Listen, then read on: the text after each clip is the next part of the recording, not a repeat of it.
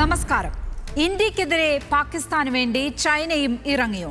China സ്വന്തം യുദ്ധം പോലെ രാജ്യാന്തര ആയുധ വിപണിയിൽ ഇന്ത്യ പാകിസ്ഥാൻ സൈനിക നടപടികളെ ഉപയോഗിക്കുന്നു എന്ന് റിപ്പോർട്ട് ചെയ്യുകയാണ് BBC. ഇന്ത്യക്കെതിരെ പാകിസ്ഥാൻ ഉപയോഗിച്ചത് അമേരിക്കയിൽ നിന്ന് വാങ്ങിയ F-16 വിമാനങ്ങളല്ല, പകരം ചൈനയുടെ J-17, J-10 വിമാനങ്ങളാണ്. J-10 വിമാനങ്ങൾ ഉപയോഗിച്ച് ഇന്ത്യയുടെ 6 വിമാനങ്ങൾ വീഴ്ത്തി എന്നാണ് ഇപ്പോൾ വ്യാപകമായി നടക്കുന്ന പ്രചാരണം. കഴിഞ്ഞ 40 വർഷമായി യുദ്ധം ചെയ്തിട്ടില്ലാത്ത ചൈന സ്വന്തം ആയുധങ്ങൾ പരീക്ഷിച്ചത് ഈ പോരാട്ടത്തിലാണെന്നാണ് റിപ്പോർട്ടുകൾ. ചൈനീസ് ആയുധങ്ങളുമായി ഏറ്റുമുട്ടേണ്ടി വന്നോ എന്ന കാര്യത്തിൽ ഇന്ത്യ വ്യക്തത വരുത്തിയിട്ടില്ല. പാകിസ്ഥാനിലെ ലക്ഷ്യസ്ഥാനങ്ങളിൽ കൃത്യതയോടെ ബ്രഹ്മോസ് പതിച്ചു എന്ന കാര്യത്തിൽ മാത്രം അവ്യക്തതയില്ല. സ്പോട്ട്ലൈറ്റ് ആരംഭിക്കുന്നു. ഇന്ത്യ പാകിസ്ഥാൻ പോരാട്ടത്തിൽ മേനി പറയുന്ന ചൈന. ഇന്ത്യക്ക് വിമാനങ്ങൾ നഷ്ടപ്പെട്ടോ എന്നത് വ്യക്തതയുള്ള കാര്യമല്ല. റഫാൽ തകർന്നു വീണോ എന്നതിലും സ്ഥിരീകരണമില്ല. യുദ്ധത്തിൽ നഷ്ടങ്ങൾ സ്വാഭാവികമാണ് എന്ന ഒരു വാചകത്തിനപ്പുറം നമ്മുടെ സൈന്യം മറ്റൊന്നും വിശദീകരിച്ചിട്ടുമില്ല. ഇന്ത്യയുടെ വിമാനങ്ങൾ വീണതിന്റെ ഒരു തെളിവും ഹാജരാക്കാൻ ഇതുവരെ പാകിസ്ഥാന് കഴിഞ്ഞിട്ടില്ല. J-10 വിമാനങ്ങൾ റഫാൽ വീഴ്ത്തി എന്ന് മേനി പറയുന്ന ചൈനയും ഒരു തെളിവും ഹാജരാക്കിയിട്ടില്ല. പക്ഷേ ഇന്ത്യയും പാകിസ്ഥാനുമായുള്ള ഏറ്റുമുട്ടൽ കഴിഞ്ഞതോടെ രാജ്യാന്തര ആയുധ വിപണിയിൽ ചൈന പ്രചാരണം ശക്തമാക്കി. ഇന്ത്യയുടെ റഫാൽ വീഴ്ത്തി എന്നല്ല പ്രചാരണം, ഫ്രാൻസിന്റെ റഫാൽ വീഴ്ത്തി എന്നാണ്. യൂറോപ്യൻ അമേരിക്കൻ സാങ്കേതിക വിദ്യകളെക്കാൾ മികച്ചതാണ് ചൈനയുടേത് എന്നാണ് പറയാൻ ശ്രമിക്കുന്നത്. ശരിക്കും ഇപ്പോൾ ആയുധ വിപണിയിൽ നടക്കുന്നത് ചൈനീസ് യൂറോപ്യൻ യുദ്ധമാണ്. കഴിഞ്ഞ 40 വർഷമായി യുദ്ധം ചെയ്തിട്ടില്ലാത്ത ചൈന ഇപ്പോൾ പരീക്ഷണം പൂർത്തിയാക്കി എന്നാണ് പ്രചരിപ്പിക്കുന്നത്. ചൈനയുടെ J-10 ജെറ്റുകൾ ഇന്ത്യക്കെതിരെ ഉപയോഗിച്ചുവെന്ന് അമേരിക്ക സ്ഥിരീകരിച്ചതായും BBC റിപ്പോർട്ട് ചെയ്യുന്നു. റോയിട്ടേഴ്സും സമാന വിവരങ്ങൾ കഴിഞ്ഞ ദിവസം റിപ്പോർട്ട് ചെയ്തു.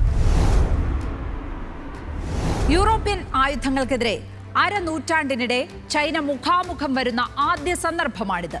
പാകിസ്ഥാൻ സ്വന്തം കൈവശമുള്ള അമേരിക്കൻ നിർമ്മിത F-16 വിമാനങ്ങൾ ഉപയോഗിച്ചിട്ടേ ഇല്ലെന്നാണ് ചൈന പറയുന്നത്.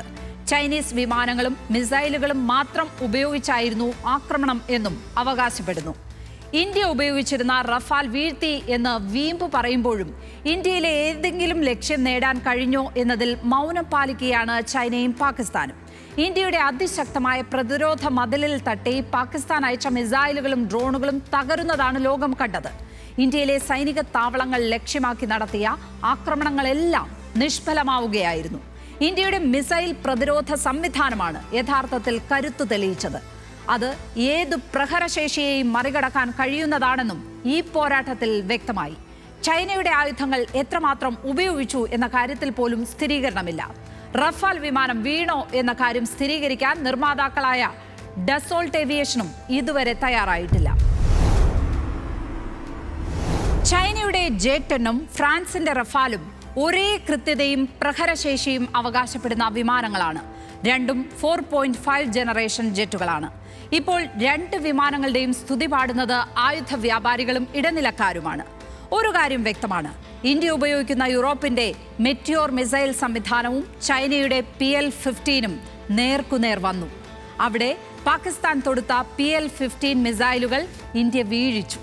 ചൈനയുടെ PL-15നേക്കാൾ അധീശത്വം മെറ്റിയോറിനാണ് എന്ന് യൂറോപ്യൻ ആയുധ കച്ചവടക്കാർ അവകാശപ്പെടുന്നത് ഈ ഘട്ടത്തിലാണ്. പാകിസ്ഥാനിലെ 9 കേന്ദ്രങ്ങളിലെ 100 ഭീകരരെയാണ് വധിച്ചതായി ഇന്ത്യ അറിയിച്ചത്. റഫാലിന്റെ മാത്രം മികവല്ല ആ വിജയം. റഷ്യയുടെ വിമാനങ്ങൾക്കൊപ്പം റഷ്യയുമായി ചേർന്ന് ഇന്ത്യ നിർമ്മിച്ച ബ്രഹ്മോസും കരുത്തു തെളിയിച്ചു. ഇരു രാജ്യങ്ങളും അതിർത്തി കടക്കാതെ നടത്തിയതാണ് ഈ പോരാട്ടം. ഒരേ സമയം 9 ലക്ഷ്യസ്ഥാനങ്ങൾ പാകിസ്ഥാനിൽ ഭേദിച്ച ഇന്ത്യയാണ് ഇക്കാര്യത്തിൽ ആത്യന്തിക വിജയിയും. ഇനിയും സ്ഥിരീകരണമില്ലാത്ത വിമാനം വീഴ്ത്തൽ മാത്രമാണ് പാകിസ്ഥാനും ചൈനയും അവകാശപ്പെടുന്നത്. നഷ്ടമുണ്ടായിരിക്കാം എന്ന് ഇന്ത്യ പറയുമ്പോഴും ഒരു കാര്യം വ്യക്തമാക്കിയിരുന്നു, ഇന്ത്യയുടെ ഒരു പൈലറ്റിനെ പോലും നഷ്ടപ്പെട്ടില്ല എന്നതായിരുന്നു അത്. ചൈനയും പാകിസ്ഥാനും അവകാശപ്പെടുന്ന വിജയത്തെ സംശയത്തിലാക്കുന്നത് ആ ഘടകമാണ്.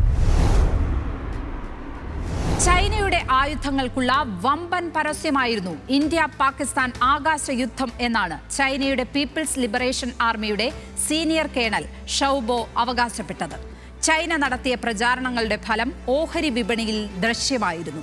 J-10 നിർമ്മിക്കുന്ന കമ്പനിയായ ചെങ്ടു എയർക്രാഫ്റ്റിന്റെ ഓഹരി വിലയിൽ 40% ഒരാഴ്ച കൊണ്ടുണ്ടായ വളർച്ച.